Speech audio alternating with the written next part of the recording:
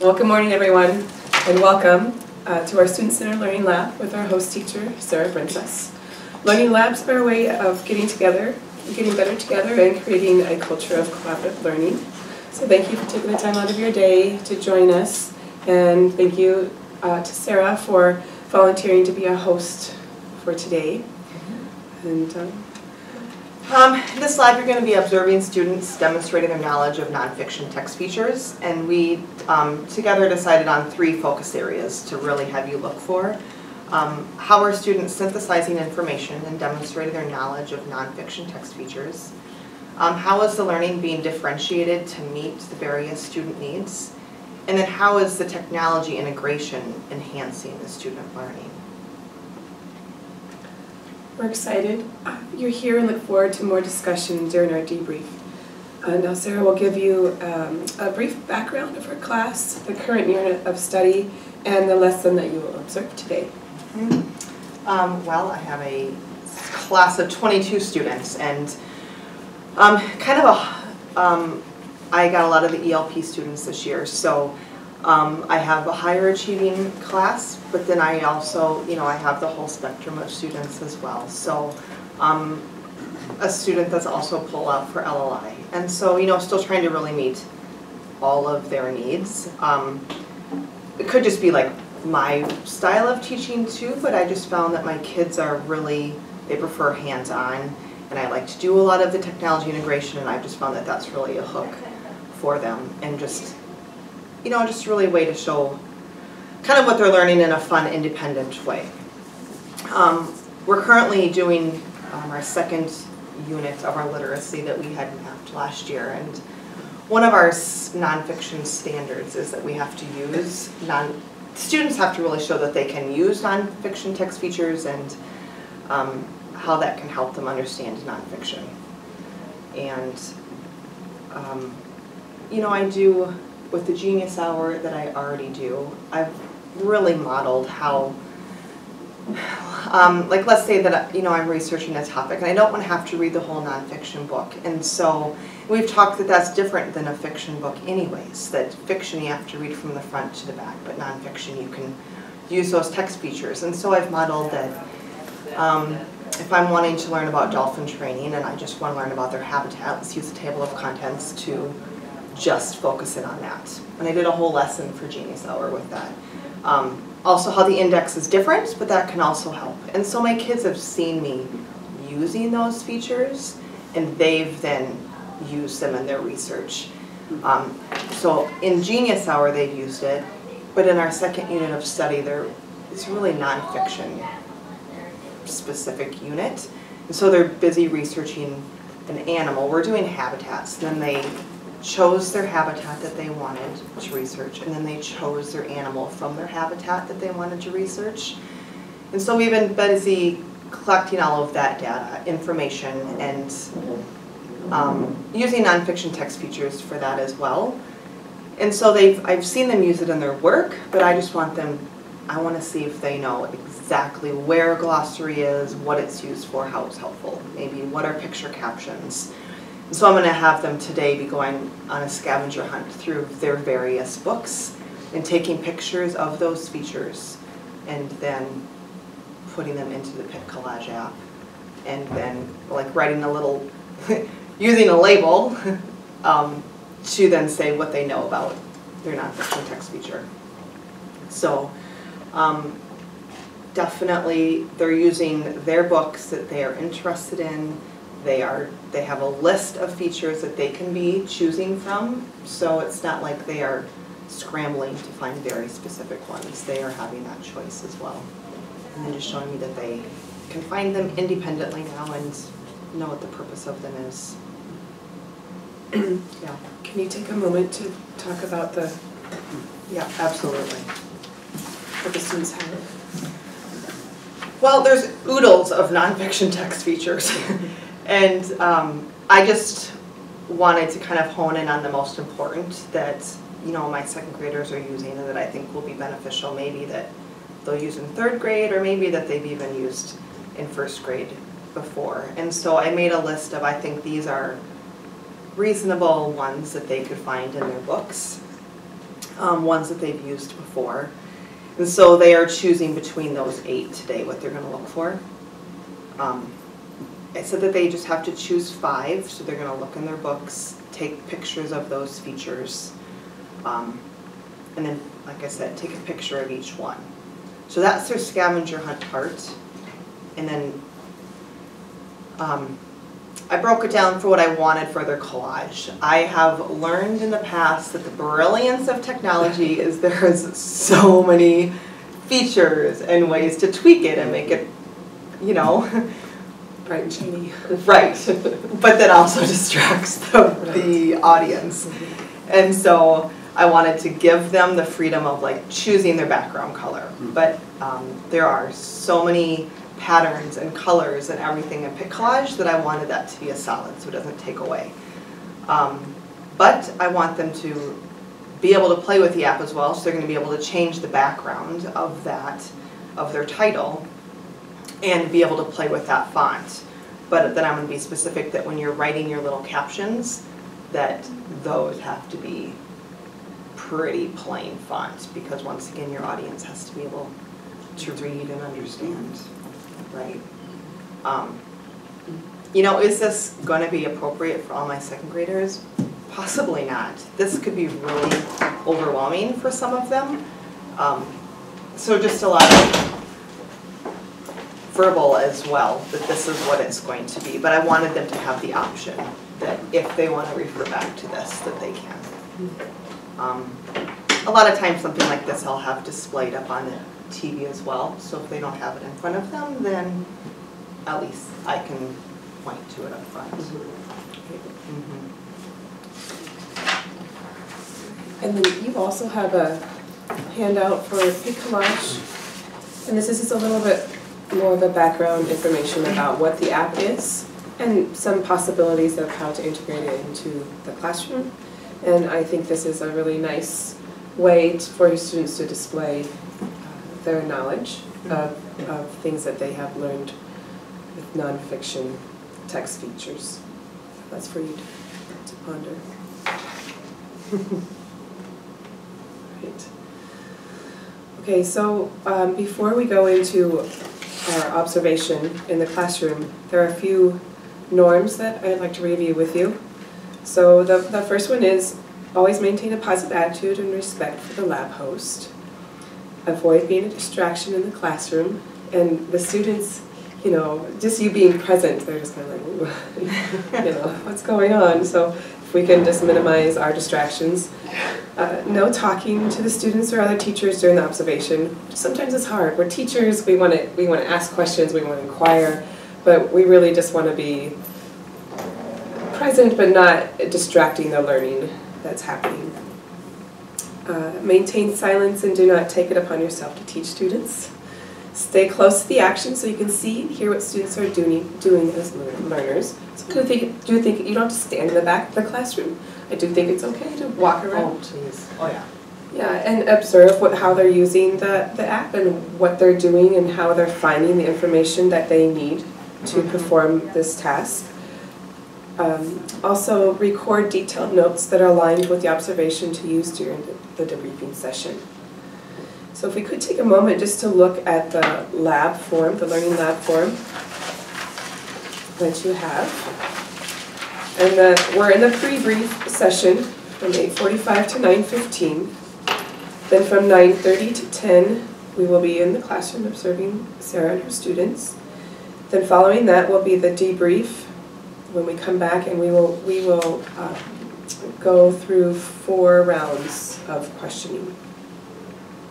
And then on the back side of that is the note-taking tool section for the handout. So if you turn to the back of your, the last page of your handout, you'll notice the note-taking tool. And this is where you're welcome to take notes. The focus isn't written there, so I'll just verbally tell you. It says, students demonstrating knowledge of nonfiction text features using the Pic Collage app. So that is our focus. So if you want to write it in, it's completely up to you, but it's not written in there for you.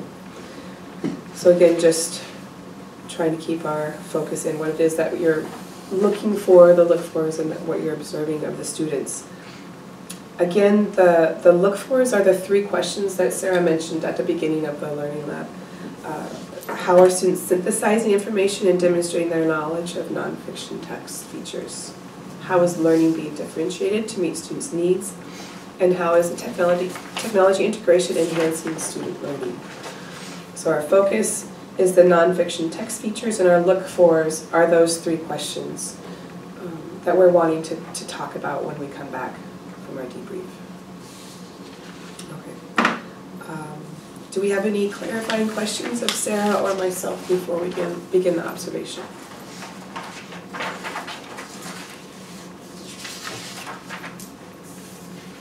I think we need to be using this sort of like a checklist then, marking off those different steps. That's my hope. And Okay. you know, and some may, and some, I'm gonna do the quick model and really show them how to do it anyways. Okay. And I found that most of my students just kind of learn best by that, and then if I just leave an example that I was creating with them on the TV. So most will probably just refer back to that, I would assume. So yes, definitely a resource for them. I also, just with my teaching, you know, if I see even disaster striking for one student, I'll probably just say, everybody freeze, let's look at the TV, and then I'll just kind of review the problem so that just clarifies for everybody. So yeah, I wanted them to just have expectations, but most just look at the example that we've created together.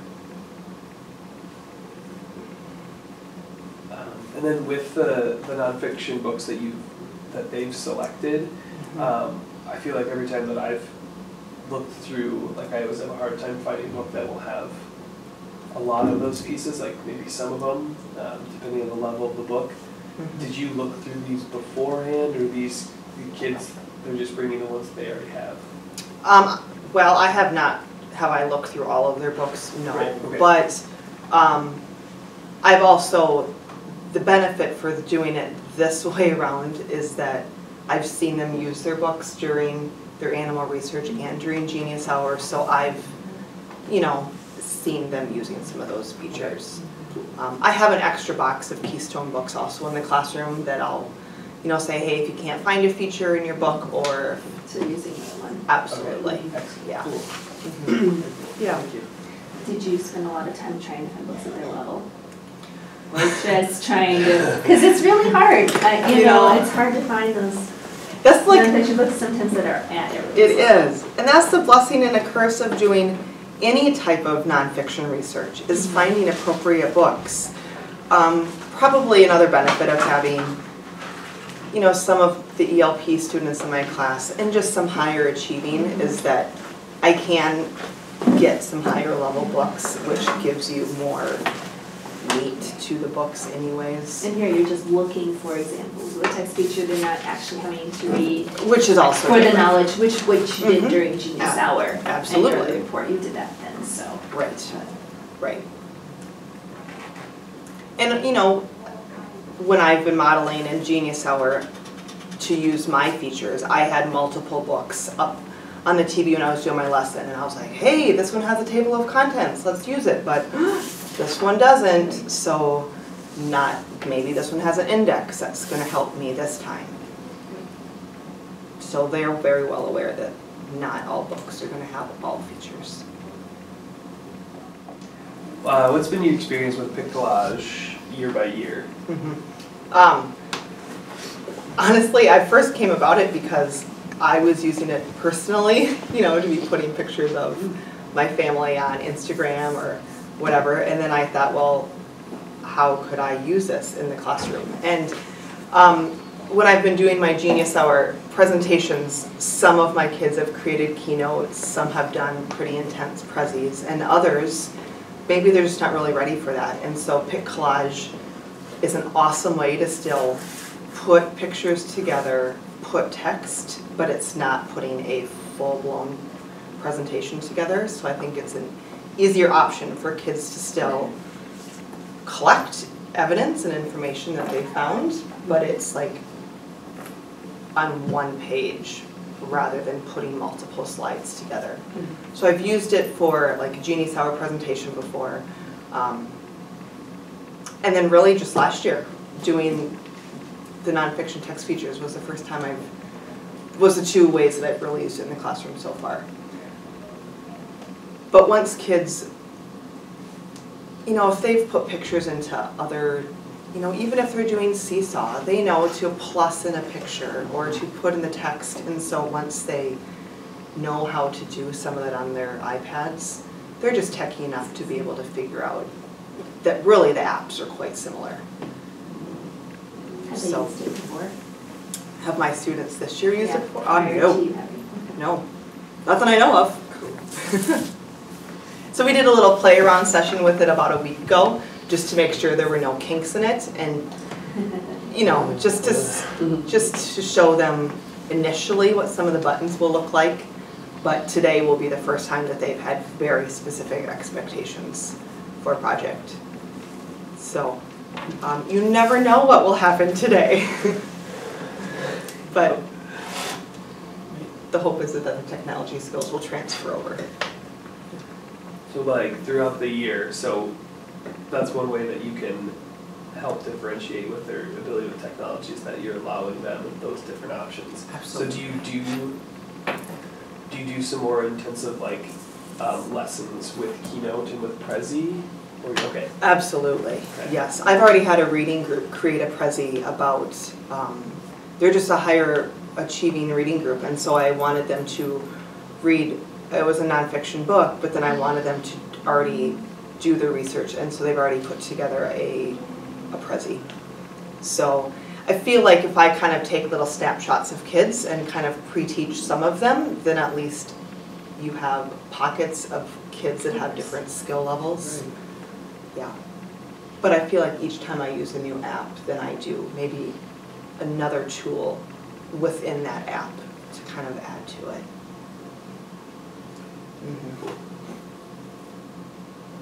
So eventually, when we get to the second round of Genius Hour, All right, then I just say, let's just create a presentation. then they can choose I can- from Yeah, several different applications, whatever they feel, and that's another way to differentiate right.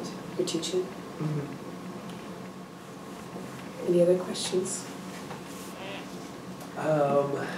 Do you feel like with this group or with the groups that they have any experience with, like we talked about Pic Collage, but with like the Keynote and Prezi, is there one of those apps that is in your experience, the easiest for them to grab onto, or does it just depend on the student, or? Well, honestly, I think just kids in general are more techie, and so they just are coming in already with a lot of background knowledge. Is one easier for them to use, or is one more user-friendly? Not that I've really found. What's nice about Prezi is that, well, they both have templates that are made for them, but a Prezi is even more put together for them, I think. They can choose if they want their slide just going horizontally, or if they want it in a circular form. And then it's kind of already made for them, and the transitions are put in. Where Keynote, you're having to build all of that yourself. So, And then Pic Collage, they're just. Pic Collage is just even more basic, just one page, where they're putting pictures just on the one page. So would that be that like the Pic Collage, then Prezi, then Keynote, that way? Okay. Can you, is this a form of assessment? Oh, absolutely. Formative? Absolutely, yes. And for me, yes, this is probably my way of making sure that they have this standard master. I've seen it in use, but now this is going to be probably just some hard evidence for me to see that they know what features are. Where would you go with that if you notice that they're not? I really touch on, for me then I think, to go into just the reading groups, or to be pulling pockets of maybe a strategy group to reteach that way.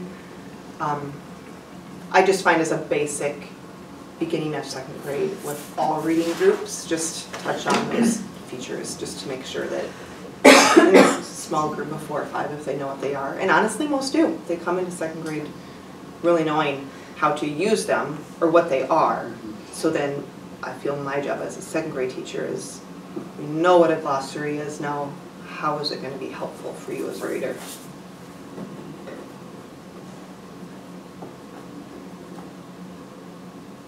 Too many kids working together with a partner? Great question. I don't. It depends on the year, but I wonder. It does. You know, like I had last year, some kids working on a keynote together. Sure. Because independently that wouldn't have worked. So I'm anxious to see this. And that would work differently for them independently, but And that would I just. suppose it depends on your skill. You know what the task is they're being asked, or if they understand what those text features are defined and explained. I think, yeah. So that's kind of twofold. One, you're having partners help each other use the app, because that's almost another skill that I'm assessing. But then to have 2 people searching for text features, then that would be another way that you could modify. And I was just thinking because I have this. Sure. Absolutely. And you have done that before in your Genius Hour, where you've had a group that had the same topic that worked together on that or on iMovie. Right. Yeah. So that does happen. And it definitely, especially then if you can kind of partner strategically even sometimes, then it helps make the technology integration much more, works more smoothly. Yeah. I think you do a nice job of understanding that the Pic Collage is just a tool, and it's really the focus is on what they're learning and what they want, what you want them to show their understanding. You're just using a tool to help them.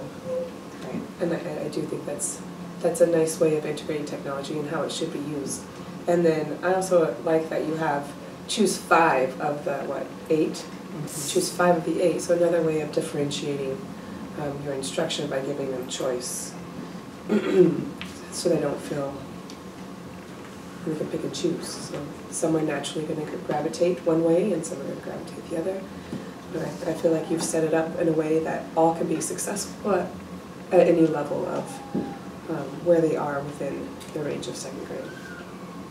Does that change down the line, that the expectation grows and that they need to show all 8 at some point? Yes, that, and I would definitely their captions to go with, like to take a picture of, if they find a glossary, some might just say like the glossary is in the front of the book. But I would then, as the year goes on, maybe expect them to be more detailed about the purpose of that feature. So maybe still find 5, but now tell me even more about how you've used it, what is the purpose. Because right now, and I'll give some examples today, and we were doing yesterday kind of some pre-teaching as well, that there's a student that really couldn't tell that he knew what a glossary and an index, what those 2 features were, but then I said, now tell me the difference, and he really struggled with that. So for him today, it just might be him telling me the glossary is at the front and the index is in the back. And he's showing me some knowledge, but hopefully now if the year progresses, he'll be able to tell me even more specific details about those features. Good questions. Anything else? I was just thinking, some things that I was working on. Do you have, or think you might ever use a rubric to show this is maybe a 1, 2, or 3? That's a great question. You know, because if there's not that goal, then it's always sometimes the least amount. Like, this is where we're starting, but how can we improve it? You know, because I know with time and in small groups, like you said, little boy, with practice, he'll get that. You know, and I feel like that's almost an area that I've always wanted to improve on. You know, I think there's that fine line that we teach elementary and lower elementary, but yet they need to know their expectations, but then I need to know what that proficiency is. Mhm. So, yeah, I think that would be a really great idea to create a rubric. Because they've dabbled in it a few times, Absolutely. maybe another time.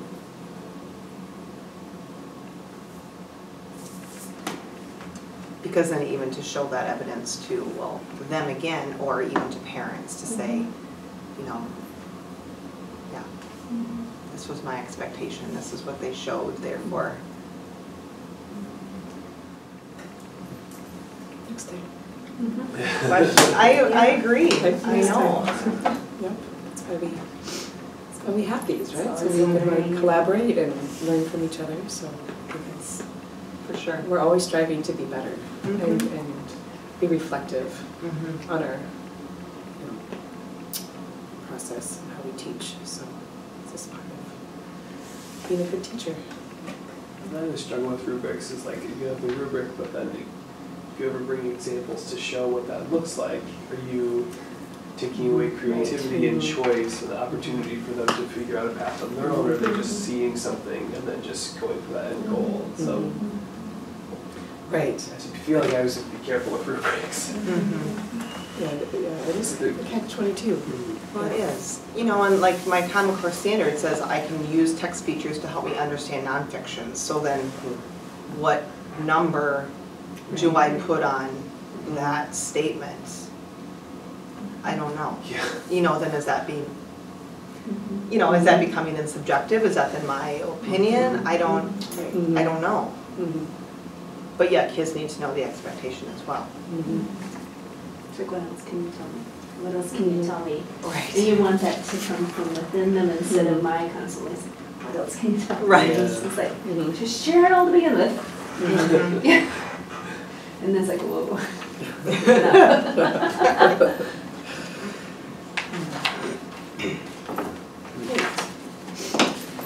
We don't have any other questions that you would like clarified. I think we will give Sarah some time to set up in the classroom and we will join you in a few minutes. Sure. Very good. Very Thank good. you. Yeah, Sarah. thank you. Thanks.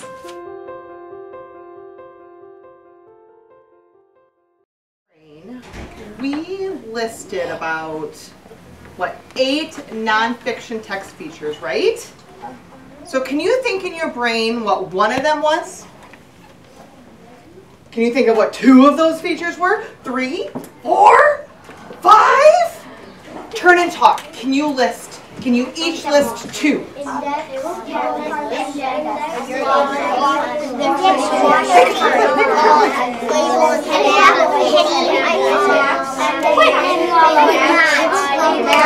All right, what was one of those? Carissa. Ooh, anybody else talk about it? Okay. Isaac. And then we compared those, didn't we, Wyatt? Table of contents and index. We found a lot of things that were different about them. No! Cameron. Glossary. Anybody else talk about the glossary? And, okay, now do it. There's more, but I'm not gonna let you say it. Now, do a quick turn and talk. What is the purpose of a, I'm going to give you 2. What is the purpose of a caption? And then what is the purpose of a label? Are they the same thing? Turn and talk.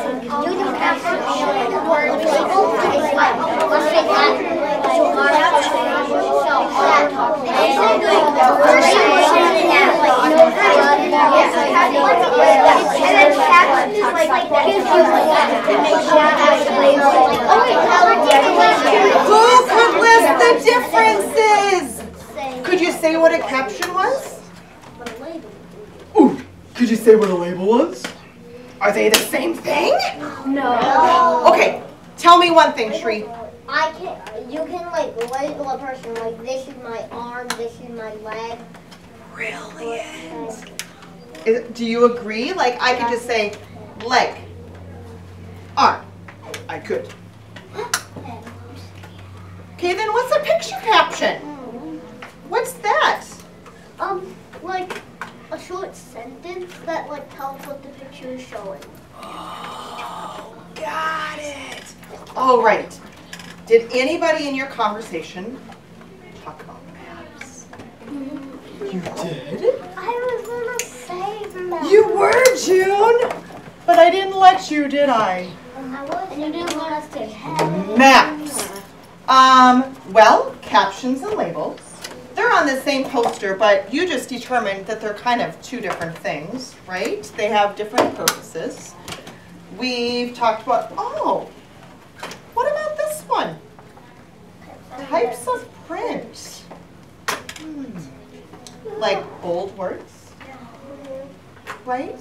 And then we know that sometimes bold words are found in the glossary. not the index, the glossary. Right? What, Max? And if an animal lives somewhere, like on a map, it might tell you like where they live and like. And maybe the print would be a little bit different? Yeah, like maybe they would draw that animal of where they live in the country or continent. Okay. Index. We talked about it. And this says an alphabetical. What does alphabetical mean?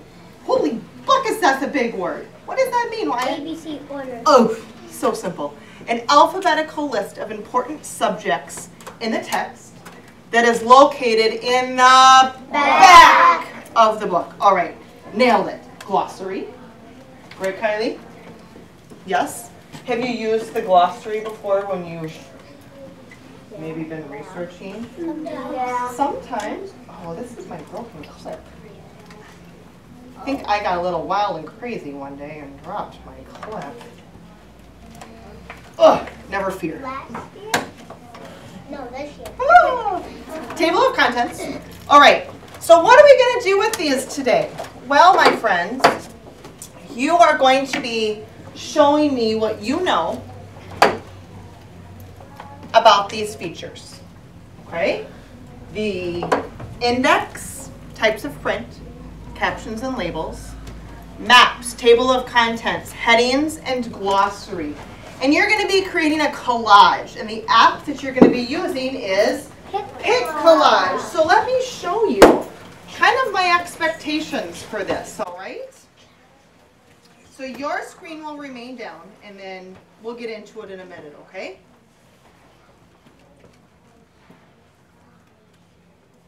I'm going to model, kind of show you what to do. I also am going to have a sheet that you're going to be able to pick up if you want it right in front of you to show you what you want. This is going to tell you that some of your choices, same thing as those. And it's going to tell you how to be hunting and what to do when you're hunting, and then how to add it to your collage. Got it, dudes? Got it. All right. Now, when I open up Pic Collage, first of all, your Pic Collage is probably found in productivity. I think it's still there, right? Yeah. So I'm going to click on that.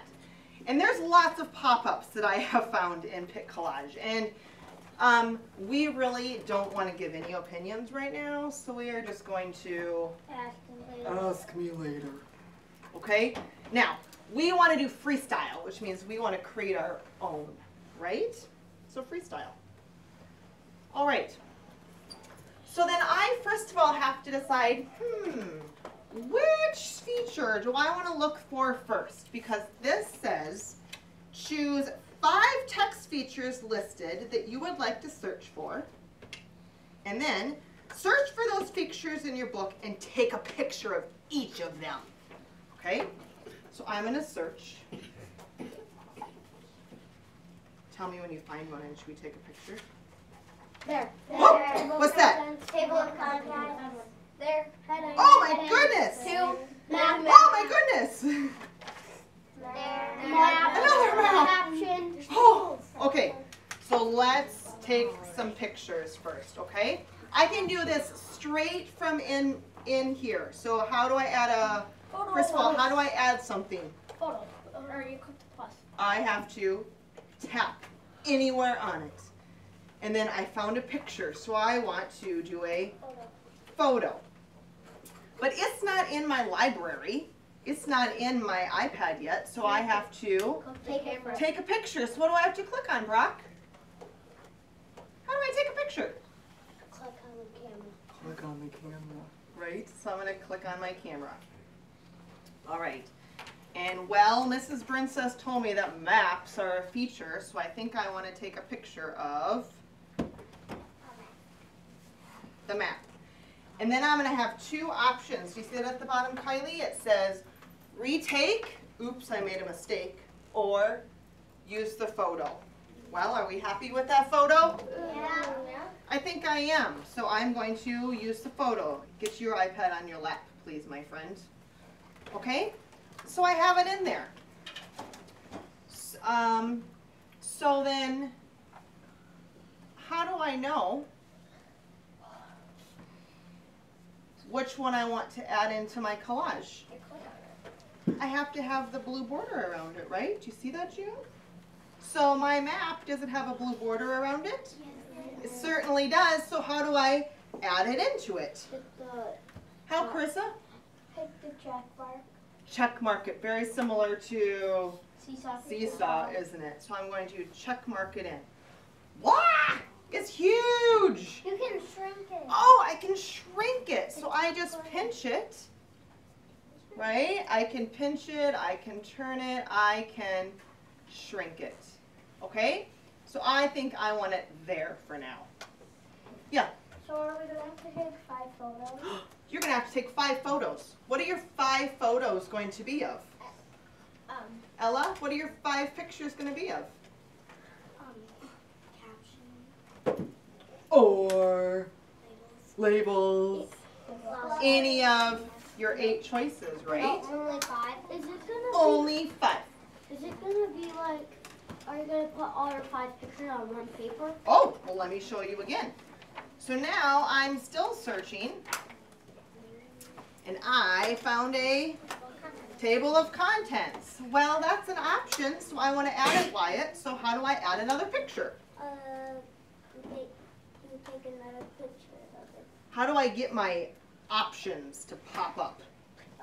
Press the done button. No, not the done. That means I'm all done with my project. Tap anywhere. Tap anywhere, and I get it, right? So now I found another picture, so I have to add another photo, so I'm going to hit photo, and then I have to click on my camera, because it's not in there right now, so I have to click that, and then I take a picture of it.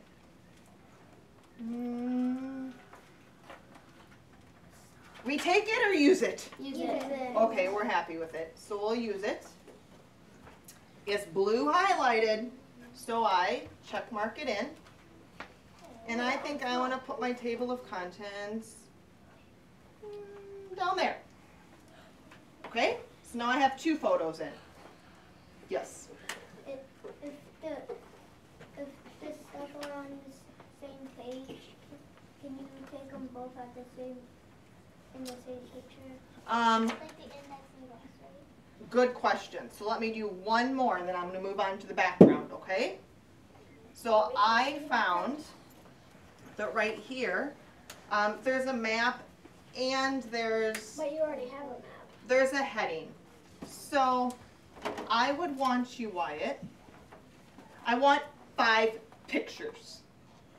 Okay? So you would have to take a picture of, here, maybe I turn my camera like this, huh?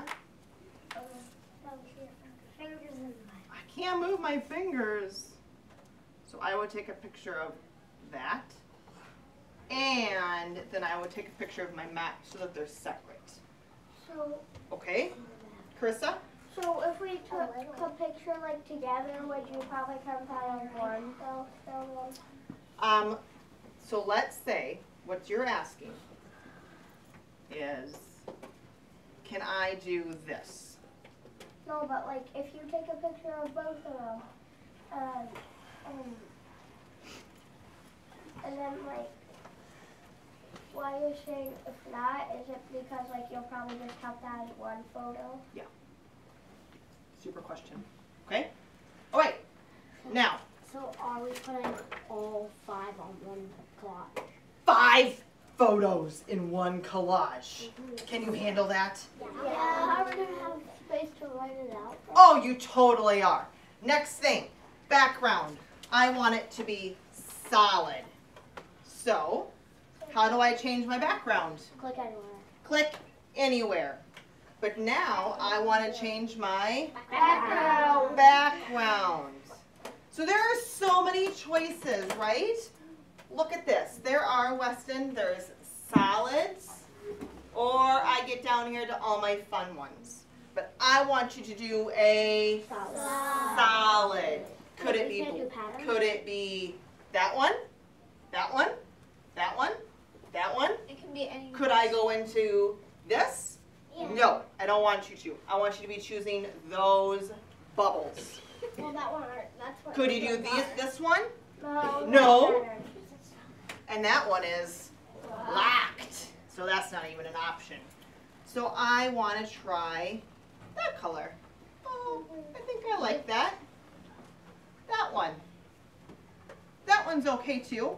So I like the purple. So how do I select it? Check mark. Check mark it. Done. Next, Mrs. Princess tells me to do a title, non-fiction text features. Well, I have to plus, and how do I add a title? I have to text, okay? Or doodle. No, you're not. You're going to type, okay? So now there's some options. Look at this. This T, I'm going to be typing, but I can change what my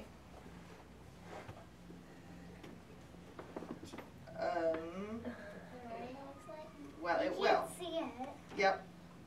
What? Okay? You could like do it. You can, it's because my keyboard is up. Wait. Okay?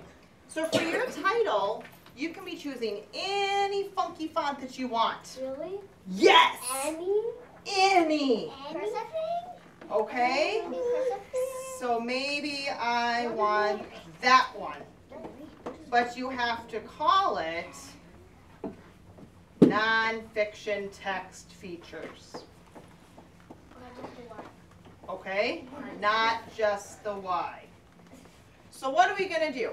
I want you to open up Pic Collage.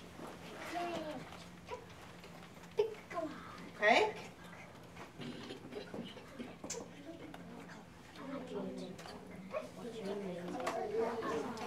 Five, 4, 3, and then I want you to select Freestyle 2.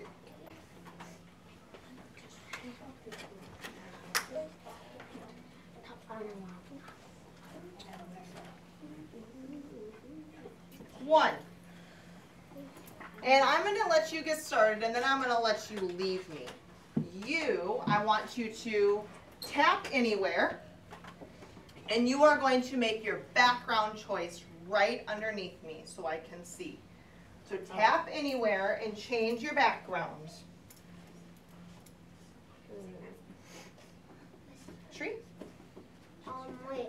Like, let's say you already have a photo of the map. Can you do another one, but it doesn't count as a You're looking for 5 today. Choose your background in 5, 4. Yeah. This is productivity, my friend. 3. Background. Nope, you're going to 6. I love your background. Check mark it.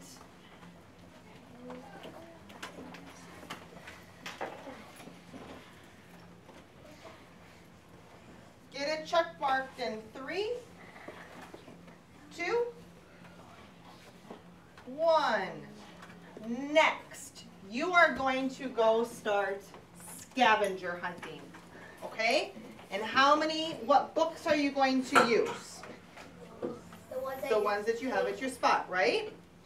And how many features are you going to look for? 5. All right, so your first step, I want you to start looking for your pictures, taking your pictures of them, and adding them in. Okay? Go start that. Your book's at your table spot. If anybody wants this, this is going to be right on my chair. Are you welcome to sit wherever you want?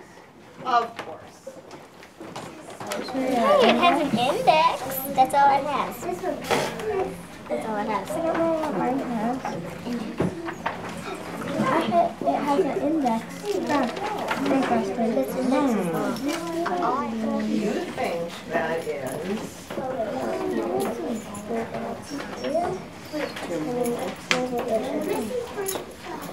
Do you think that's typed of print, caption, index, map, glossary, heading, or label? Can you use more than one book? That's the heading. Very good. So you found one. Would you like me to leave the sheet for you just in case? All right. There you go. Somebody says my book doesn't have a table of contents. What have we said about that before? Doesn't have to. Doesn't have to. Some aren't. Some won't. And then somebody said, well, mine doesn't say table of contents. It just says contents. Does that mean the same thing? Yeah. Yeah. Are going to do nonfiction text features. I have an example of mine on the TV. In a moment, I'm going to pause you from your picture taking again. Good. Only one. Choose which one you want, and then plus it in.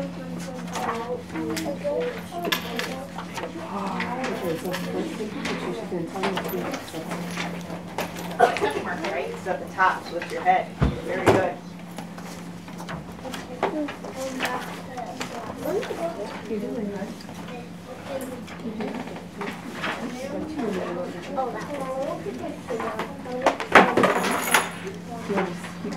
Question. So you are going to click on it to edit it. And now that. Okay.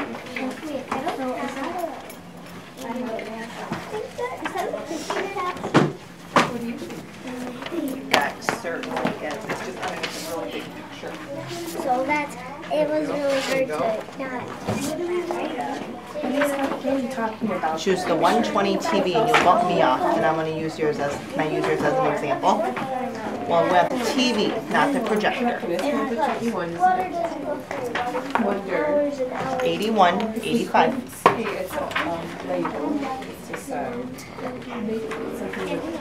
Okay. Yeah. Is it a flash back? Yeah. That must be like a flashback because it's the fastest. Maybe it's back. Boys and girls, can I have you stop, look, listen a minute? Get to where you can see the TV. How many of you have found success with taking photos? How many of you have found 1, 2, 3, 4? So we're ready to progress. Yes. All 5? All 5. Perfect. Can I have you get your hands off your iPads and let's look up here a minute. I asked Stella to airplay because she has done her title. So her title was nonfiction text features. But then Stella said, well, how do I change the background? So to edit the text, I need her to double click on her text. And then we get a whole bunch of options, okay? So first of all, do you see how we have a teardrop where it's like black behind the teardrop? That means, oh, screen down. That means that you want to adjust the background of your text, okay? So can you adjust the background of your text? Yeah. You can. So she chose that one. Ella, just to do it, or Stella, push this one a minute. And then she can kind of see what they look like. So So go back to one that you had. Okay? Next, we have just the paint drop. So select that one a minute, Stella.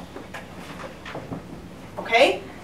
That is going to select the color of your font. So right now she has the black circle because she has the black font. Maybe she would want to choose this one, Stella.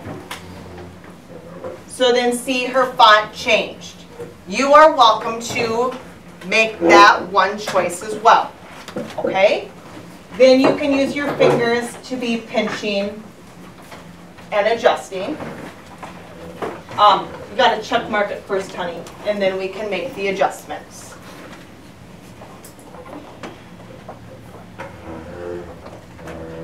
Okay? Final thing with this. I wanted you to do two things for me today. One, I wanted to see if you could find the pictures. But second of all, I want to see, so stop, Stella. You like that one better? Your final purpose for today, boys and girls. And I'm going to have you move on to this. Ready or not, here I come. If you have a map, I want you to add text to tell me, where is a map found? How is a map helpful to you as a reader? What is the purpose of having a map in a nonfiction book? I want you to tell me one fact about each feature. So if you have five pictures, how many facts are you going to be writing? 5. Okay? So I'm going to have you stop.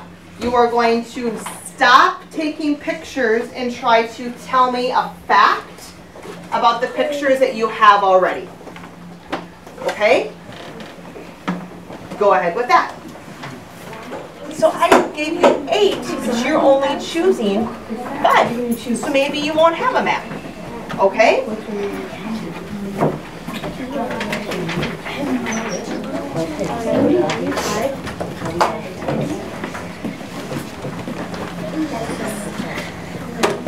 Swipe up to get your options, right?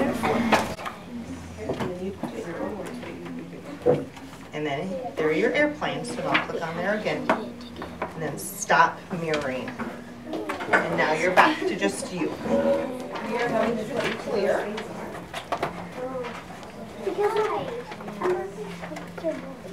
And now you can do your text. You can always back out of it. But now how do you have to make changes to it? Edit. Very good.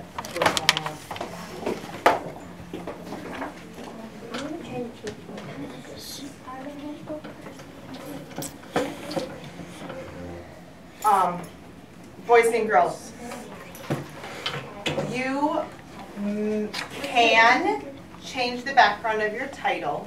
You will not change the background of your facts. I want you just the regular background with your, okay?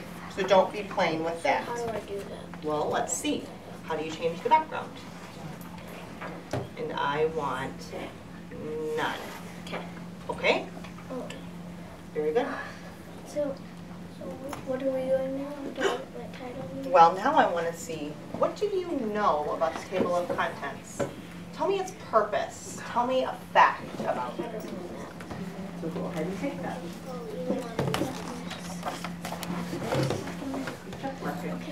Would you like to take this as a reference? Okay. Well, now, type one fact about each feature. Okay, honey?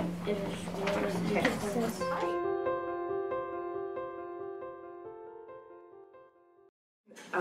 Now we're in the debrief part of our learning lab. And we'll go in 4 rounds. The first round is student evidence. So we'll do a whip around fashion from one person to the next. You participants, Gabe and Karen, if you feel like you don't have anything at the moment, you can always say pass. And we'll probably just go a few rounds until you feel like you've said everything that you noticed. Please remember, your responses need to be specific and objective. We want to avoid comments to offer feedback or suggestions. And when you respond with, if you could say, please respond with I saw, or I heard, or I noticed. So what specific evidence did you see or hear regarding the focus question and or look for? So remember our 3 focus questions or look fors were, how are students synthesizing information? How is learning being differentiated? And how is technology integration enhancing student learning? Okay, we're Karen, anybody want to like to begin? Sure. I saw students training talking at the beginning of the lesson to share their previous knowledge from the day before, the text features they remember.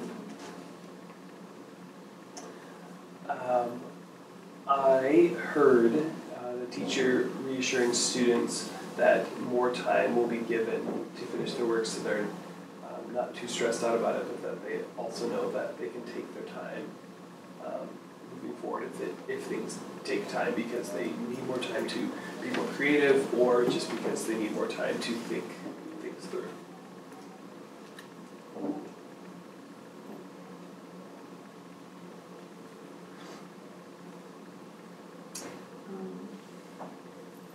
I saw the use of visuals to summarize from your whole group discussion of the different text features that they had trained and talked about and shared with their neighbor. Jumping off of that, I saw examples not only placed on the smartboard that you went through, but then also setting up the example on the TV as well, so that students had different places to look to focus their learning. I noticed good classroom management where the kids knew their expectations and they knew what was expected to do on the floor with the iPads during the discussion and that's how the turn will talk. I noticed the teacher going through the app and reflecting with students about the different folders that were created in order to make sure that the student work time was as productive and efficient as possible.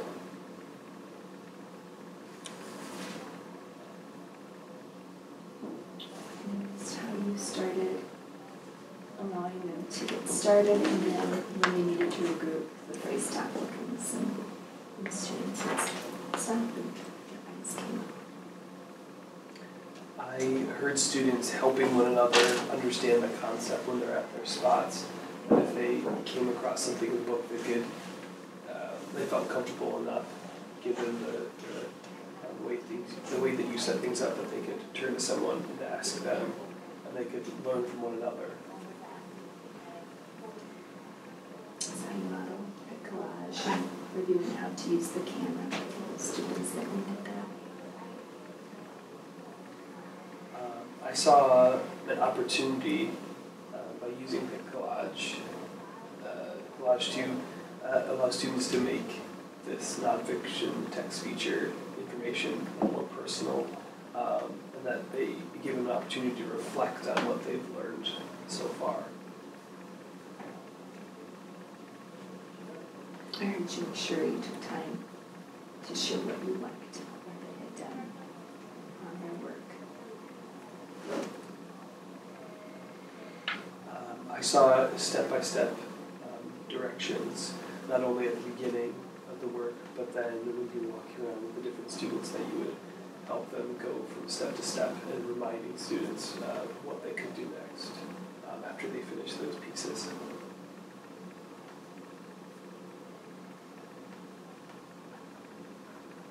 So the kids were engaged. If somebody was struggling, they felt comfortable asking somebody next to them. I saw something that really interested me, that the students on the carpet, some of them would raise their hands and some of them would not, so it felt like there was an environment where it felt like there was a collaborative conversation going around, and that was really interesting. And that's the good rapport you had with the kids. They felt comfortable based on, what they gave.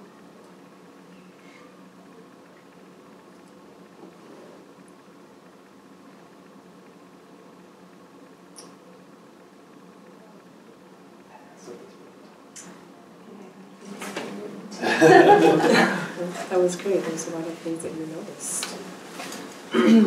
So just recap, kind of summarize some of the things that you mentioned. A lot of what you had talked about was classroom management. A lot of modeling, you noticed a lot of modeling both within the app and then with the expectations that Sarah had for her students. Because of the classroom management and how the classroom was set up, it was conducive to a very productive and efficient use of time. The key words of stop, look, and listen have been used prior, and students understood what those expectations were. There was many students who were fully engaged, and you mentioned that the environment felt very safe. The students felt welcome to ask a partner, their elbow partner, or felt that they were safe to raise their hand and ask a question. You also mentioned that there's opportunities for these students to personalize their learning within the app and to reflect on their learning. Within the classroom management, the turn and talk to establish that previous knowledge to help one another and learn from one another was something that you also pointed out. The use of visuals, of posters and then mirroring the iPad onto the TV so that the students could actually see the app being used within have that visual. The last one was just the positive rapport with the students, just reassuring students that they have more time to complete, to be creative, to really demonstrate their knowledge, and then also at the end of the lesson, a phrase that what you noticed and what you were happy about at the end of the lesson. Is there anything that I missed that you would like to add?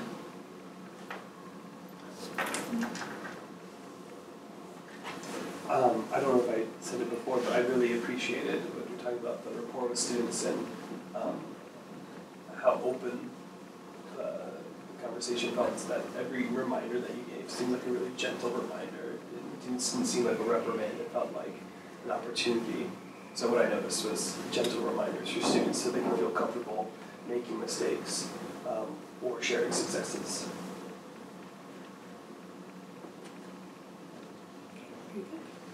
Thank you. Okay, so that will conclude round one.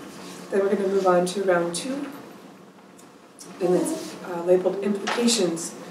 So based on your observations, what conclusions can be drawn about the students and the instruction in general, maybe not just within the classroom? Please begin responses with based on, I think, because I saw, I wonder if.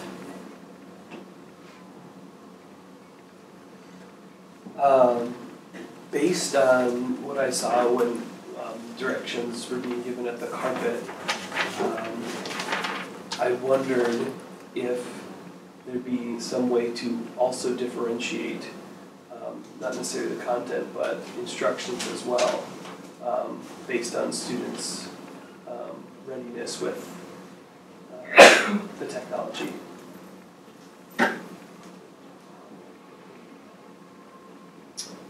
Based on the lesson presented, I think this would be an easy way to assess what the students have learned, and if they could share in depth their understanding instead of just, for example, multiple choice.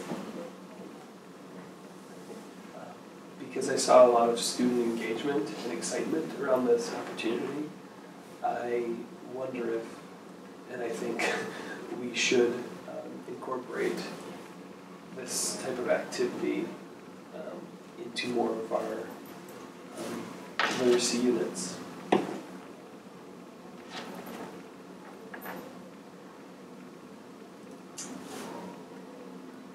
Based on what I saw, you could tell the kids had a good understanding of the app and the text features.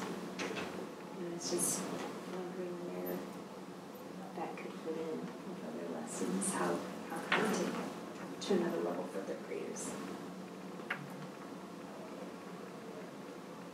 Because I saw a lot of these second graders working diligently on their Pic Collage work, I wondered where they could take that next in terms of how could they share that beyond just their own iPad, or via blog or communication with parents or other second graders in other classrooms.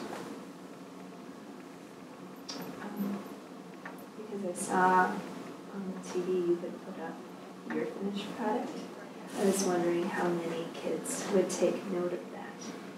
And during our independent time, then you came back to putting Stella's up, having her mirror hers. And when you did that, noticing how the kids, a lot of the kids, refocused when it was another student's work instead of the teacher's. This is what I'm capable of doing. Because I saw some students that I've had before and have done some individual research projects with them, I wondered if we should start creating or housing somehow a record of what they've researched before, so that we, maybe not to hold them back from researching the same thing, but just have a record or log of what independent research projects they've chosen in the past.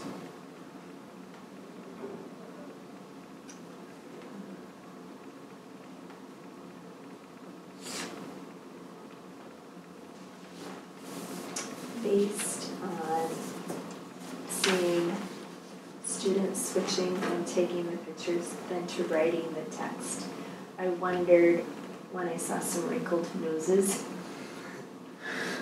I thought, was it their understanding of how do I write that text on there with the text box, or was it not knowing what that text feature's purpose was? What was the wrinkled nose? But then they did get to work. They figured it out.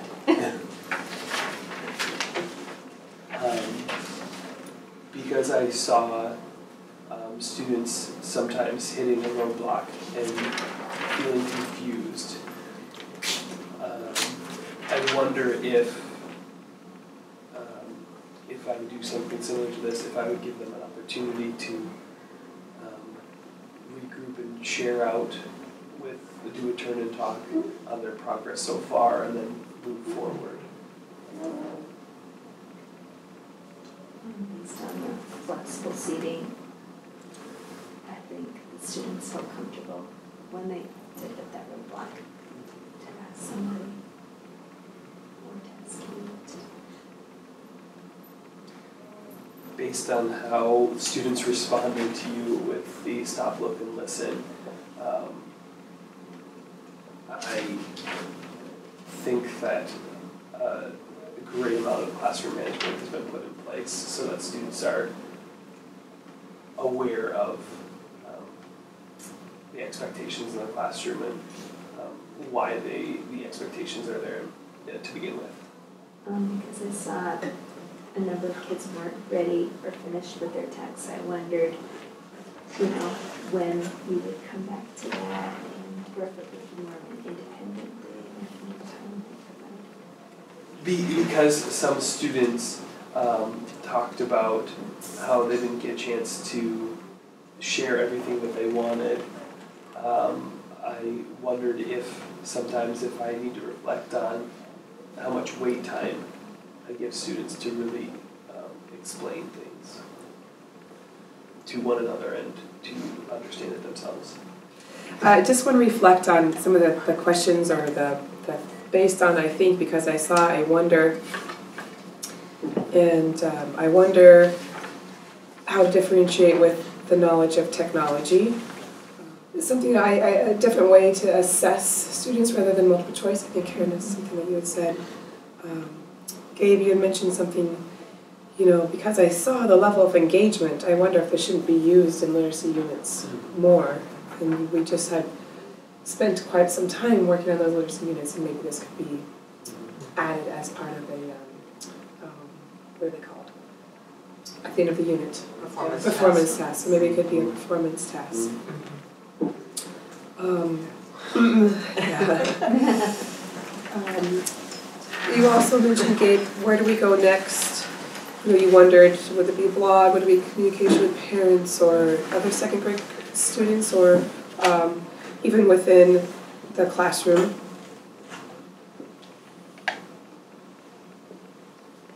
It's a way to house research projects in one place.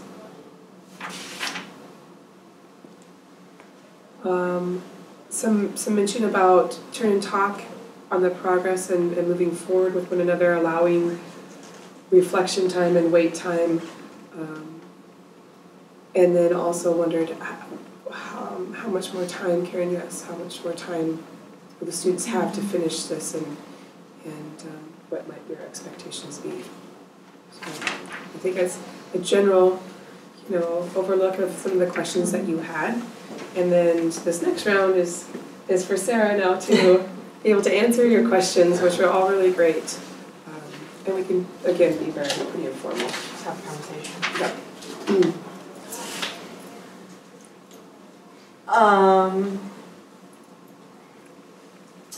Well, let's start, Gabe, right? So how to differentiate their knowledge. So tell me a little bit more about like what you think or what you mean about that. So with directions, like differentiating directions, I think as I was watching, like, with those ELP, those tag kids, and with some other students, I mean, based on their experience with technology, if there are ways to not only differentiate the content, but differentiate the way that we explain directions so that if they're ready to go, they can just fire at all cylinders. But you also want, I don't know, like that balance of like you want them to just go, but you also want to make sure they understand all those pieces, so that they're not making choices or making changes to their work that they shouldn't be. So I'm just wondering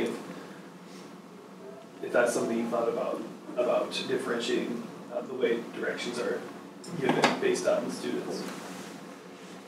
Yes, probably this year, with other conversations that I've even had, Gabe, that yes, I feel that my goal is to try to differentiate with my students as much as possible, but clearly how do they hear what they have to hear, but not have them sit when they don't need to be, Yeah. I think one option that I'm trying to play around with more is to, be putting like directions just right onto Seesaw, and then maybe they could just listen to that. Maybe it would be a matter of me taking a picture of my finished product and then giving them just, this, and just saying this is your expectations, and with then maybe my verbal directions, and some might be able to kind of go and get started. And I find that then normally after I've used at least an app the first time, then I can now say, you now know how to do all of this, this is what I want done with it, go do it. And then I'm more apt to, let's all start the project, and then this is now a problem, so now I'm going to stop the class. And I found that that's almost the easiest with technology. You kids go try to figure it out, and then the moment I see any type of a question or a problem, then I'll just stop the class and then use that more of my teaching moments rather than I'm going to tell you everything you need to know. Then anticipating. Right. So honestly, even while I was just doing the lesson now, as I was like telling them everything that I wanted them to do, that's why I stopped, and I was like, do your background, put your pictures in, and then when some weren't even done with their pictures, I said, ready or not, we're going to stop. Now you're going to learn how to do this. Yep. So then they can know how to do it all, and then they can kind of fill in the pieces from there. Right. So, yeah, normally fast forwarding for some of those kids. Right. No, and I thought that was really cool that when you did, because I was wondering when you got to that photo part and then that text piece, Yeah. you didn't go through with that stuff, I was like, oh, like just wondering like, okay, were you holding off on that based on time or anything? I thought that was such a clever thing to do because I felt like you could tell that they were ready to just hit the ground running, Yeah. and then they did it, and then you could stop it once they got to that part, and that was really awesome. I can't wait for everyone. Right. Yeah. And that, I think that helps motivate other kids. Oh, that time frame, I need to. Yep. If some Yeah, kids I aren't like there, that. it's okay. Yeah, I like that. Right. The extra time that next time. And I think that also was, just another more evidence that supports how you manage your classroom. Nobody's freaking out that they don't have all 5 pictures put in. Right. We understand that we will have time later, but at this moment in time, we've got to move on to the next step. I need to tell you the next step, but don't worry. I will support you. We will get there, but now you need to stop what you're doing, and we're going to move forward. And I'm going to show you what to do next, and I'm going to give you more time. So I feel like that's just part of, the kids are just accustomed to that now because of how you've structured your classroom. Right.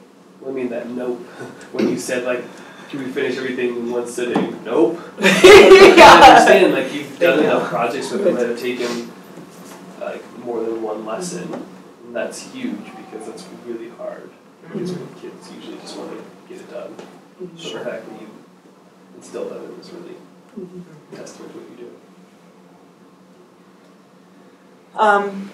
Karen, amazing point that it's a different way to assess. I just try to use as much technology integration as possible. They love it. It's easy to differentiate, and for me, if I can have them doing a project to show me what they know rather than sitting to take a test,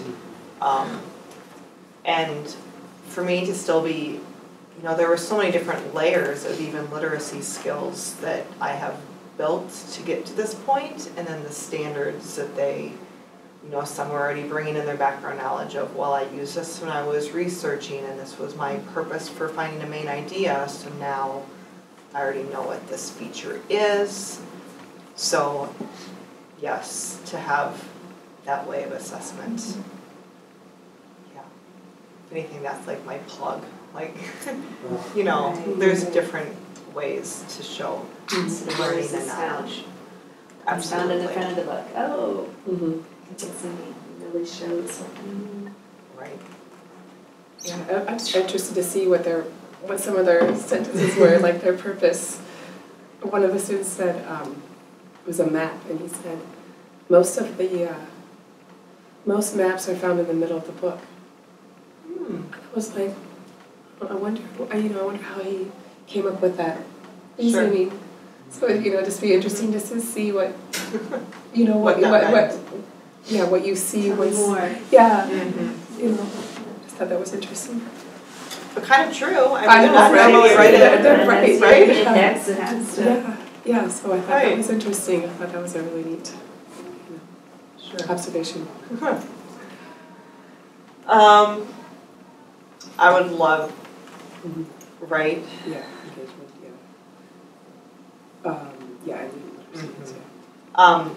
They kind of can tie into both. When we mapped our literacy units, I think probably for each unit we have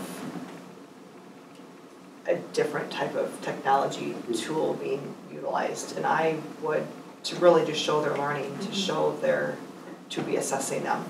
I'll gladly have another conversation about that because I love what we have going with our units. I just think it's a great, almost like project-based learning to be able to have the kids be working on that project rather than just a quick snapshot of an assessment. It's been almost a different mindset for the whole team, that we have really interwoven all literacy and writing, and that it's not done in one time, that it's an ongoing project, and that there's lots of pieces to it.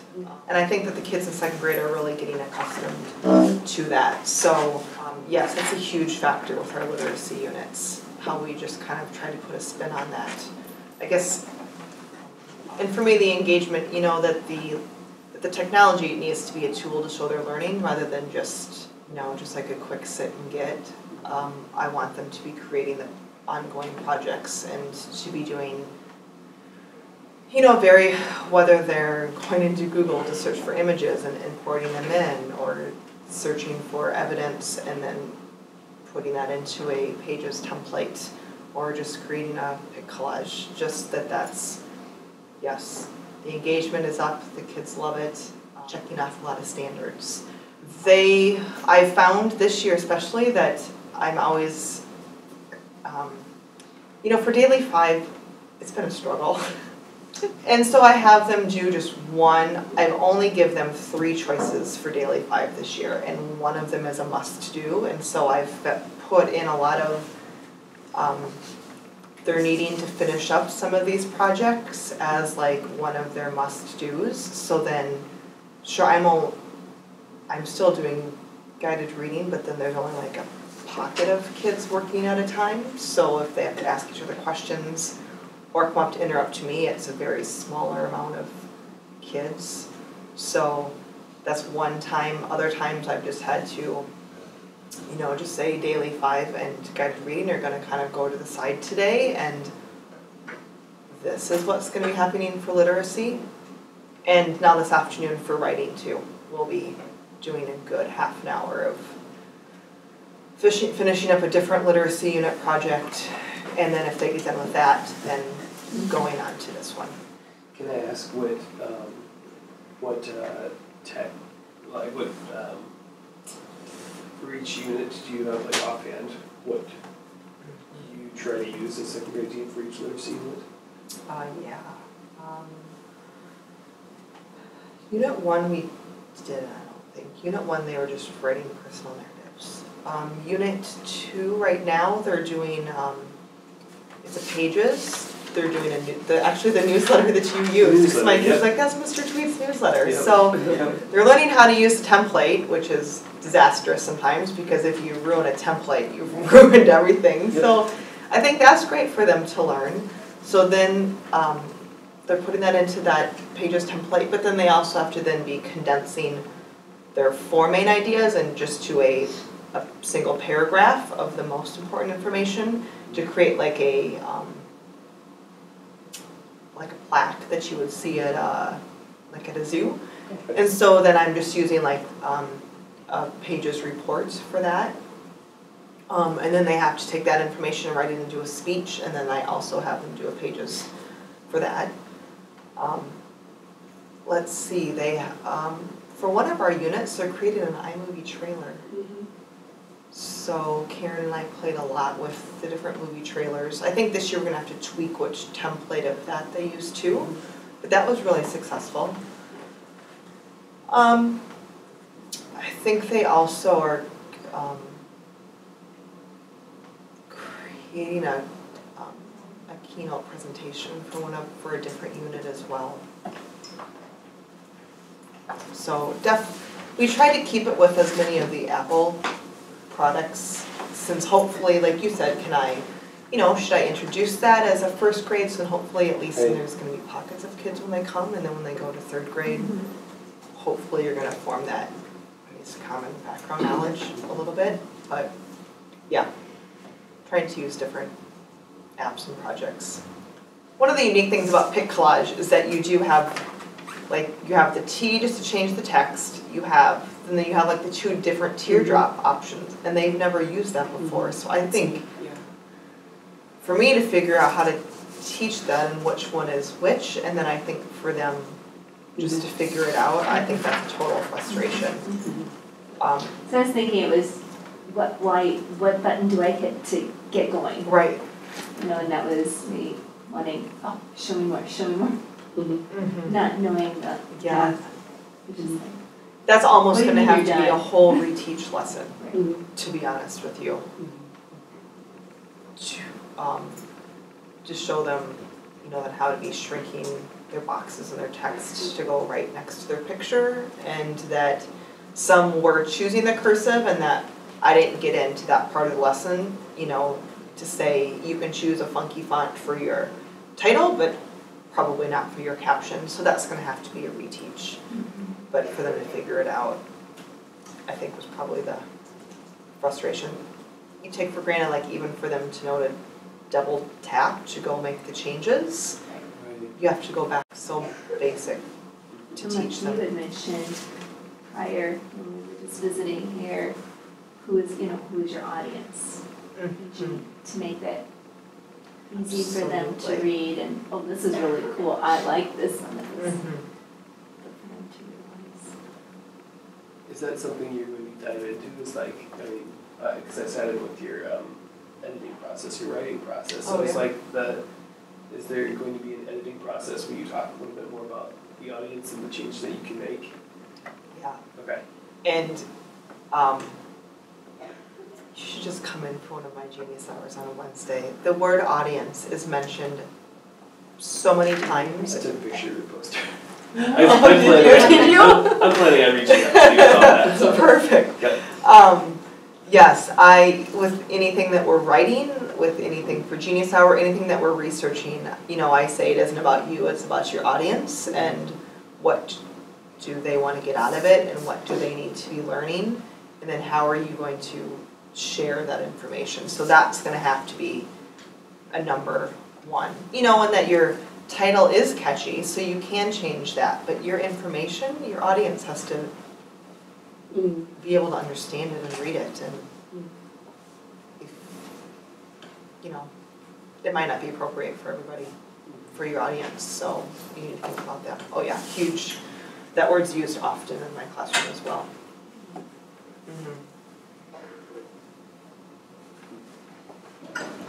Is that something with second grade standards a little bit more so, or is that just that's an important thing moving forward, of course, like with any writing.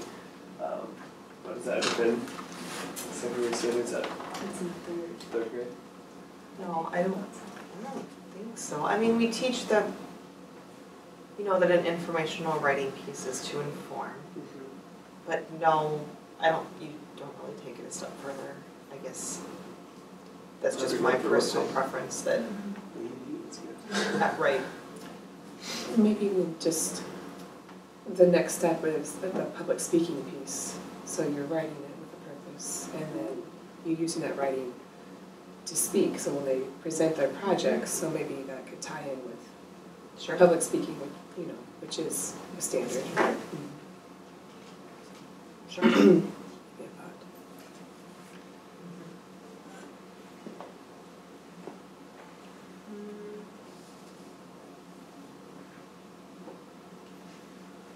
Handwriting's really so strange, Wow. fast. And, Karen, you had asked, or maybe Kate, like, how are we going to share Yeah. these? Like, how far is it going to go? Yeah. I don't know. I think that's a great conversation to be had with multiple grade levels. Like, my kids have their own blog pages, and so they blog. This would be very simple because you can save the Pic Collage just to your camera roll. And so then that would be an easy thing for them to put into their blog, and then to even,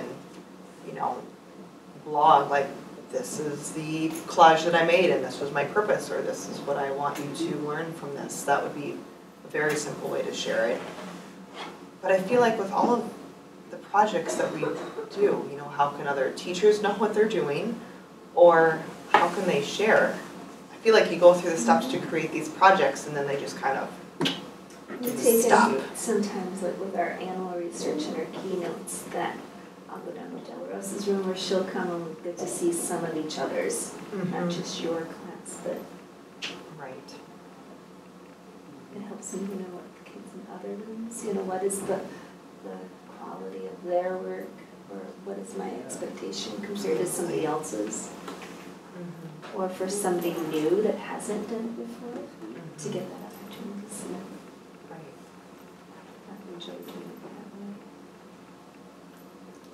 I think, excuse me, I think we're making steps towards that, like the pineapple and opening our doors to one another. But I think it's a process, and I think it's a learning process, and you're right, we're so consumed with, I gotta go on to the next thing, that it's sometimes hard to, okay, how do I share this out? That's not gonna take a super amount of time. but yet be purposeful. So I do think that is a conversation to be had, and what are some of our options? Are you thinking we're maybe doing this one, like before break, to have a couple classes in the hallway or something, and just to roam, and here's mine, and sharing them with other classes? You think right before break they're excited, they need to move anyway. You're taking advantage of the movement, and just, even within your own room, just taking that time just to inform, share. And I think for families to know as well, last year I had printed out their newsletters that they made, and I had printed out these Pic Collages, and the parents were just, mind blown, amazed that their kids are creating these. So I, just to share that with families is. So you printed it out? I did last year, that way, because I've been trying to put things on Canvas, yes. but I know it's not being viewed. Sure. Yeah. So Sure. it's just like, and I want to do that because if I do that, then I'm going to learn. Absolutely. If I don't do it, I'm going to forget everything, and then, so it's more of my learning, putting it there, but how do I get them there? And that's just a slow learning for families I think, to just look at that. Jumping off base just a little bit is I would love to observe the blogging process, or like how you set that up. Yeah. Or figure it out, because I feel like that would be a nice, at least second semester for first grade, maybe get some of them ready for that, or depending on the kids that you have. But is that usually the best way for you to be able to display student work, or have put it out to a larger community? I would say so, yes.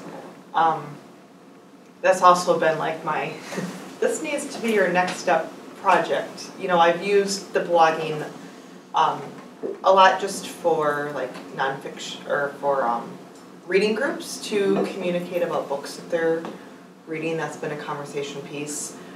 Friday is just a free blogging. You can write about your weekend or about a pet that you had, whatever. And the kids, they just love it. They for them to be able to communicate and to be sharing and then to be reading each other's blogs and commenting is. So they each have their own? They do, yeah. Yeah, and I had a student last year that despised writing, and he lived to blog. So they don't see it as you're writing and you're putting all of those skills still into it. It's, I think, because it's technology driven and they're sharing with their peers. So even if it would just be once a week, let's put a piece of work on there that you've done too, would be great. Yeah. How many times a week do they typically blog? Right now, just about once a week. But you said so Fridays is a free blogging. So do you have certain days that are set up for certain things by the end of the year, or is it just? At this point, no, I don't. Is that part of a writing rotation? Could be. Daily 5 work on writing. That today, everybody's going. That's the expectation today. Everybody's going to add something to their blog for writing. It could be, because right now I'm saying for work on writing, do a note and drop it into Seesaw, so I have that, evidence of what they're doing. But yeah, it could be absolutely a blog. See, for me, I guess it would be Seesaw. Not really. That has a blog feature too, but. Right. Yeah, it's a little hard. It is. Any other questions? Any others that we didn't get answered? Anything else that you would like to ask? I'm just wondering, what are your thoughts on, since I did have a few of those kids, I've seen that they're doing maybe sort of similar topics in some of the research, do you feel like there's a necessity to have some sort of record of, this is what they've done in the past, or, I don't know, do you feel like that's impacted? I think it would be interesting. I mean, that's curious to know that. So thinking, okay, that was dinosaurs, this was dinosaurs, that was No, no more answers. Yeah. Let's branch out, or, I guess I didn't think about from grade to grade to grade, I'm noticing what's happening in my room, but. I don't know, I guess that's kind of twofold. You would certainly hope that they wouldn't choose the same topic to be researching year after year. But on the other hand, hopefully as they get older, maybe they would go more in depth with that maybe same topic then and take it a step further. I guess I don't know, but. CQ. Just interested that the way that that was the topic they had was something that they did last year too. Just wondering, like, is it okay if it's the same topic? Sure. Or because it's a different type of questioning, it's a different type of expectation that's put on there. The text is different or more difficult. Is that fine? Or like just wondering if that's a conversation we have to have at some point. It's like if we're getting more into this Genius Hour, which is an amazing opportunity for kids, we have these pockets of kids that are doing research that's not necessarily Genius Hour. Like, just wondering what our feelings are on that. Especially if they're moving over to Carrie Lee and their opportunities. I wonder if it would depend on how many topics, things, or focus questions they have throughout the year. And if they do 3 or 4 a year, I don't know. You know, as the higher up you go, the more you're going to do. That it's maybe okay that if they did that in first and second, and once during third, because the depth of knowledge would change. But if you're only doing one project each year. Sure. It may just be a conversation that, an ongoing conversation of how we think outside the box and work together as different buildings.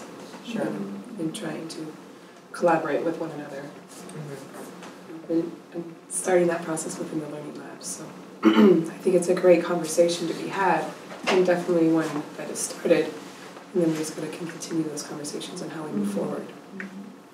Were there anything that relating to the focus questions that you'd like to ask Sarah about students synthesizing information, how the learning was differentiated, or we talked a lot about the technology integration and the different types of technology.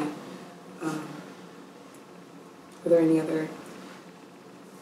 I guess I had a question about the differentiating meet student needs. I'm trying to figure out how to phrase it. Like, what was your planned way to do that best? It's a terrible way to phrase that, but what component of the lesson do you think lended itself the most to differentiating for student needs? Well, I think probably what you didn't get to see the most of was the students giving the one fact or one bit of knowledge that they know about each feature. Right. Probably would, and I knew going into it that some would be pretty basic, like I said, the indexes in the back. I think that would probably be and I was going to be, you try not to be lenient and flexible with that, since I don't have a rubric and it's just showing me that they know what it is. So probably that way. Okay. Also, I would probably say that some of these are easier for kids to find and know what they mean. So, if somebody's pretty solid on, I know what a glossary is and a map is, I'm going to choose those because those are easier for me. This is the first time you've done this one with the test features? With this class, yeah. I mean, did you do the same lesson last year? Yes, we did do this last year. I was just thinking, talking about all of their secondary teachers. answers or the differentiating to look and say, oh, this is maybe a 1-star, this is a 2-star, answer this, and start collecting theirs over time to see. Because often I think what I expect is not where my kids are at. Or I might expect this is like, whoa, wait a minute, look at what this child's put out. what they're capable, and start collecting their pieces Absolutely. as your rubric. That's a really good idea. But that takes time. It's not just the one-shot deal, you start. Right. That's what I wondered if you had done that piece last year, to kind of know what things the kids are going to put out. That's The maps are in the middle. Now that we have like these digital examples, it's a lot easier to And to see go back. Question. Anything else referring to those focus questions?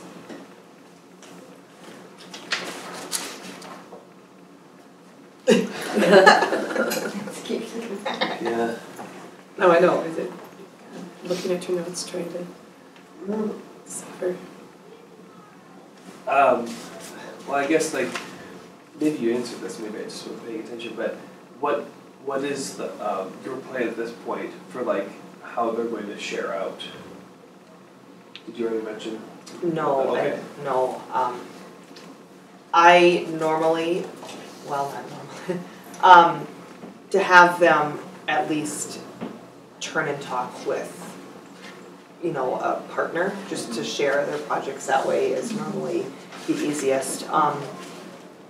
With this one, I probably wouldn't have them all airplay, but of course when we're doing our Genius Hour projects, then everybody shares all of their presentations and then we learn from each other that way. Cool. To me, this is just almost more of a, for me, than for, the kids to be sharing. So if they can share with one other person, that would be probably sufficient. I can see maybe the differentiation coming in as they become more familiar with this. Are they picking this? Are they picking the Prezi or the keynote? Absolutely. So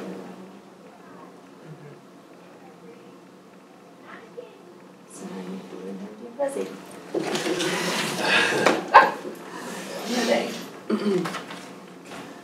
Anything else that you would like to reflect on? To share? Any things that is there thinking change? Any future goals for yourself or for the instruction?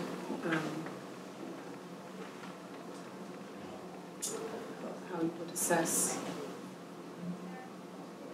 No, I think looking back, before I introduce and do a lesson with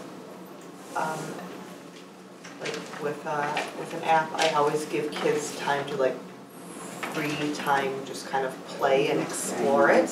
And they probably didn't have nearly as much time with this one, so I think then maybe that would have eliminated some of the entering the text problems as well. And so looking back, I think, I didn't know how much I wanted to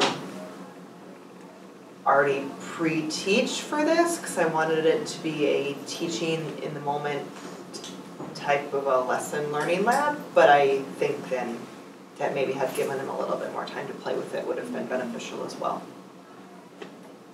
So next time. But always give yourself time for the kids to be able to figure it out on their own before they have to do a project with an app.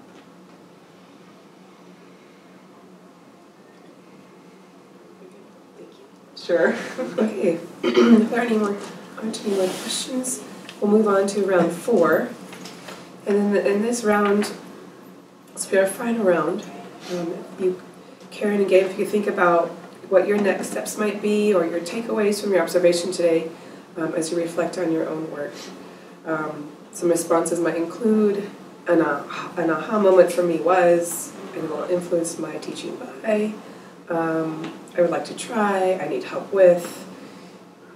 1 or 2 aspects from the observation that I could use in my instruction are, some of your next steps as you move forward. I think something for me, based on the technology piece, is that I tend to get really focused in a couple of the apps that we have for a couple of reasons, because it's not necessarily something that as a whole team we're using. So I want to try to stick to the apps that we've we're comfortable with as a team. And also, I really just want to make sure that my first graders really understand a certain app and understand all those different pieces. So a goal for myself is to broaden my horizons and not get stuck with just a couple of apps, especially if they're going to be using so many of these in second grade. I feel like that's a couple of apps, and then jumping to this wide variety with a lot of different opportunities and capabilities is huge. So if I can help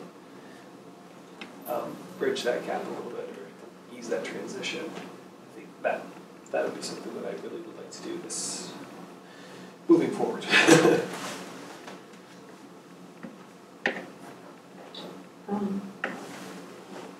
I'd like to try it, and I was thinking of different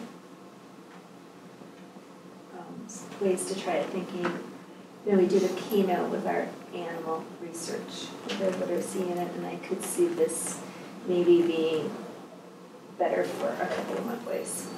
But trying to think, how can I move that into other areas? Where could I move that into? I could see it coming into social studies with our community. But then gathering those pictures and just meeting where I am at in technology, kind of that's scary.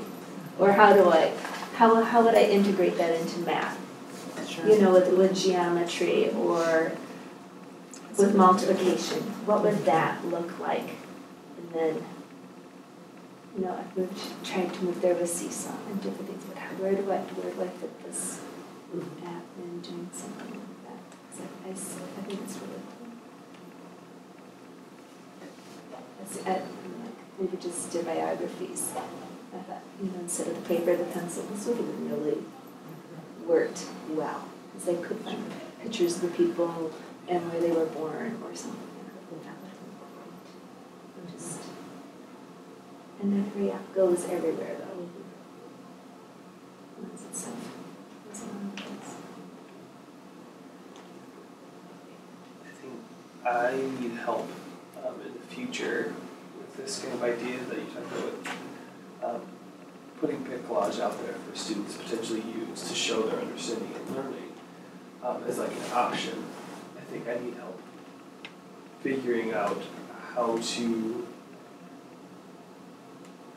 then find how creating a Pic Collage or creating a keynote and giving students options, how I can compare those and make sure that they're getting the same learning from creating this that they would something else. I feel like in my head that each of those would give a different type of learning, and trying to tell myself that that's okay, or that it's by student. I feel like I just need a little bit of help with figuring out that it's okay that they're using these different ways to show their learning.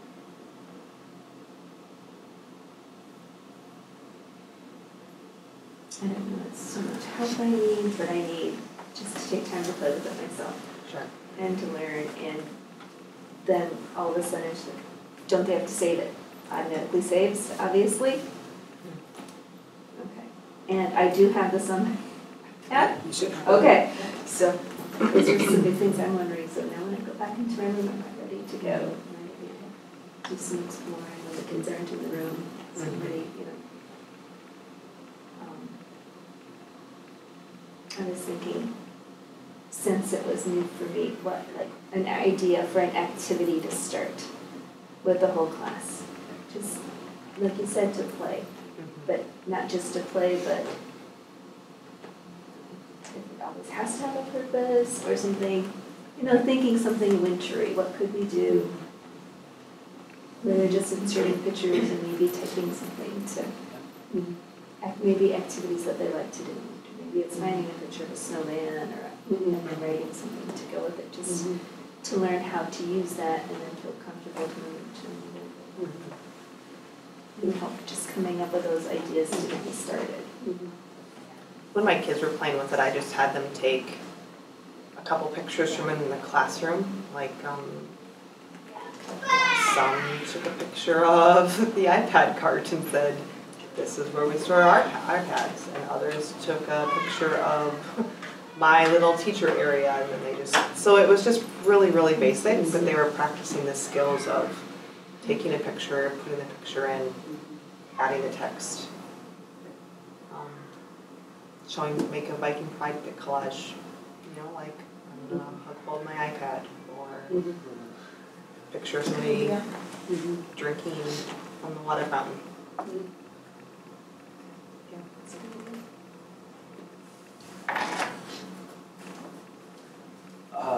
One thing that I'd like to use a little bit more in my own instructions, that what did I like today? I really like that. I feel like there's this, like, when we're doing math, I do like a favorite no, or like my favorite yes, and I love that. It's a great way to like give kids an opportunity to think through things, and we can talk through things, but like the what did I like today, it gave me a chance to, or gave you a chance to like summarize the things that you saw that you really appreciated. So giving positive feedback, or feedback that's going to help all the students. It's just a nice way to like wrap up the lesson, and then, okay, then you left that opportunity like, okay, now we are going to move forward. So it's not just, okay, we're moving straight into something else. There's a little bit of a bookend put onto it. Sure. I'd love to use that more and more. So, yeah, really cool. Was that something that you apply, or just? No, yeah, it's just kind of just me. How I run my classroom, I don't know. A lot has changed over the years. I've become calmer. Yeah, I guess I've just learned that, you know, the more I downplay for the kids and just let them know it's going to be okay, then they perform almost better, because then they just know that it's going to be okay. We'll come back to it. Yeah.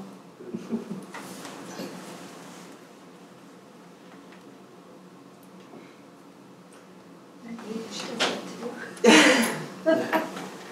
As things change.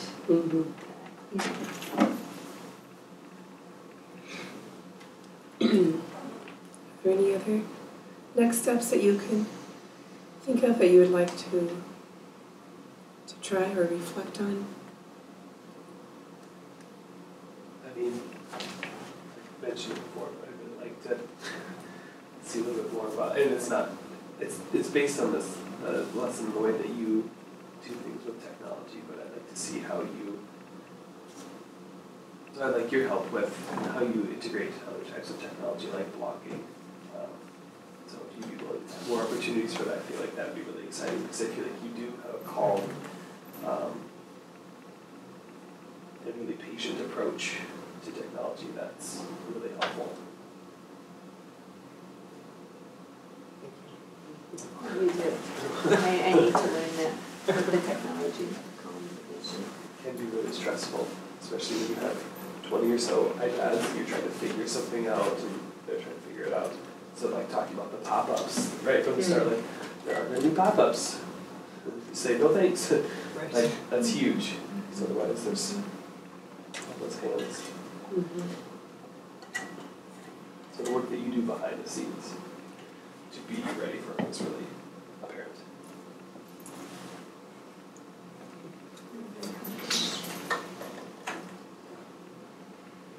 Well, if there isn't anything else, I will conclude our learning lab.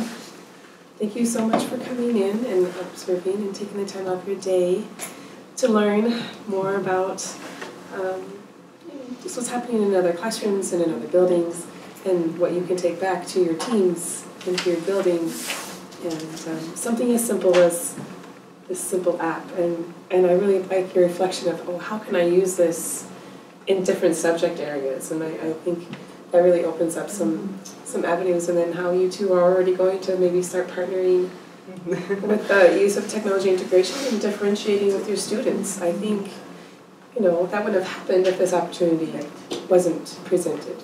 So thank you so much for your openness, and you know, you're being such great, you know, participants in our learning lab, and for Sarah to open up her doors to us and her students. And it's always so nice to be in the room. So. Oh, thank you. Thank you. Of course. Yes. Thank you.